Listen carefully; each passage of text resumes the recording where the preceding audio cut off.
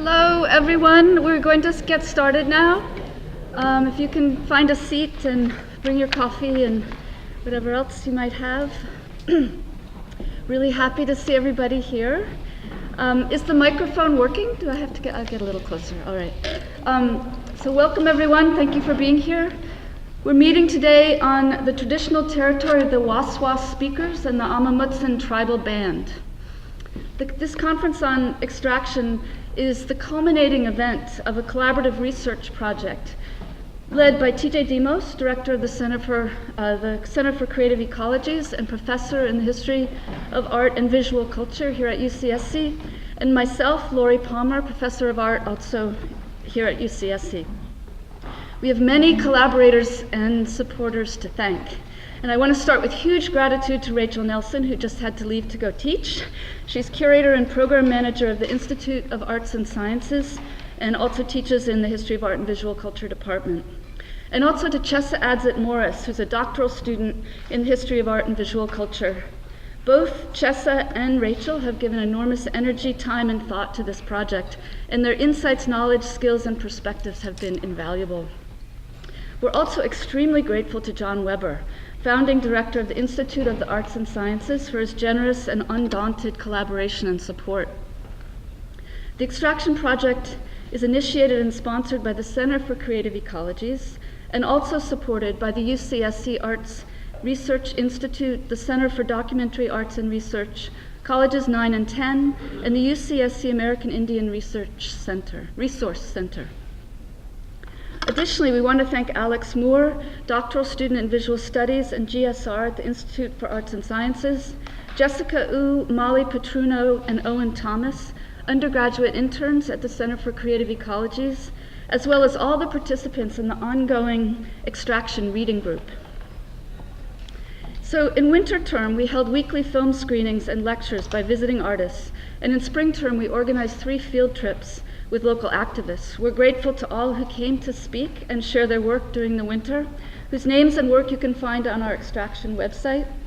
And we're grateful to those who led field trips this spring, including Dr. Ann Lopez, Mary and Andy Cia Caron, Rick Flores, Eleanor Castro, and Newton Harrison.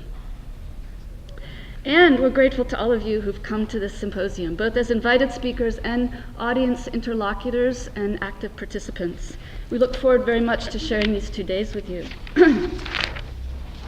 This has truly been a research project, one that I hope manifests the potential of the university to be less of a hierarchical institution structured for distributing knowledge and more as a porous site for shared study, for learning and doing together in and outside of the university's physical bounds. And as a reminder, tomorrow we'll be in Santa Cruz at the Resource Center for Nonviolence. So don't come up here looking for parking. Extraction can be understood in general terms as a withdrawal of shared and or vital resources. Not just materials and land, but also time, energy, labor, data, without reciprocity or return. And it is intimately tied to the logics of colonialism and of capitalism, both logics of taking.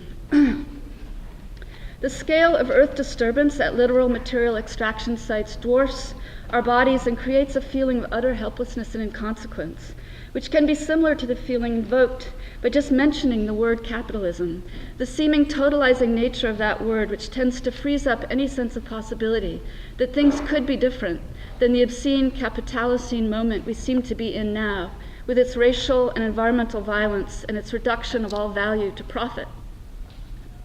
My hope for this symposium is to rip some holes in that feeling of a totalizing fabric, to learn from courageous and creative acts of refusal, critical resistance, and interruptions of business as usual, and to conjure alternate ways of thinking our relations to land, world, and shared resource. How can we continue to learn, study, and work here together as, to quote Achille Mbembe, people with nothing to sell? How can identifying and studying extractive practices as they manifest across different contexts, materials, and processes, and as they articulated in and through capitalism's dumb logic, provide traction for intervention in the momentum of habits and practices contributing to massive climate change? How can art, understood in its most capacious potential for opening up multiple points of access, and for integrating thought, sense, and action, play a crucial and critical role in changing how we think and act and providing models of resistance.